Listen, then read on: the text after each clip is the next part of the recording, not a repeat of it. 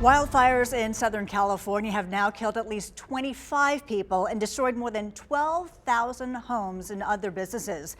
The two largest fires continue to burn out of control. Some firefighting efforts on the ground and in the air were put on pause because of strong winds gusting at 70 miles an hour. More than 80,000 people have evacuated. It is a frightening situation in Los Angeles that's been going on for more than a week now. At WFMY News 2's Amber Lake talked with someone who's from here but moved to California. I talked with someone today that I went to high school with who now lives right smack dab in the middle of where the wildfires are burning. My friend Emily says the damage is hard to put into words, but to them it feels like the end of the world. It just almost seems like what you would expect from like a bomb going off. With more than 40,000 acres destroyed, the California wildfires continue to burn out of control. The Pacific Coast Highway right there that drove by Malibu, that's a tourist attraction that no longer exists. Emily Rogers is from the Triad and moved to Hollywood years ago.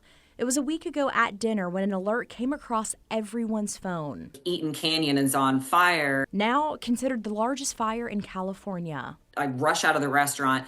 It is raining ash. It's so smoky. The winds are just ripping through. Trees are coming down. The roads are being shut off. It was so scary. Emily packed up the family and headed south to San Diego. I thought I moved to an area that was safe from wildfires. Like the valley is, I'm not around a lot of trees or anything like that. So I was like, oh, it's not really going to be a big deal, but it really does impact everybody. Emily is no stranger to these devastating events. Just months ago, learning about Hurricane Helene tearing through their home state. I can't imagine what that's like on a different scale out in the mountain communities of North Carolina trying to do that disaster relief. So I think it's a tragedy for everybody impacted. It's going to take a long time for people to rebuild here, just like back in North Carolina. I think the advantage that we have out here in California versus the flooding that Helene brought is that roads are still intact. It was very easy to get, aid in and out. The community support in California very similar to what we saw in Western North Carolina.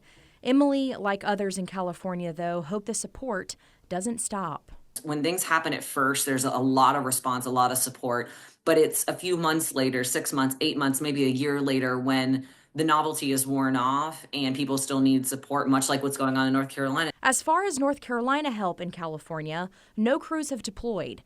NC Emergency Management says the main focus is the western part of our state, but we're prepared if the need arises. In Greensboro, Amber Lake, WFMY News 2.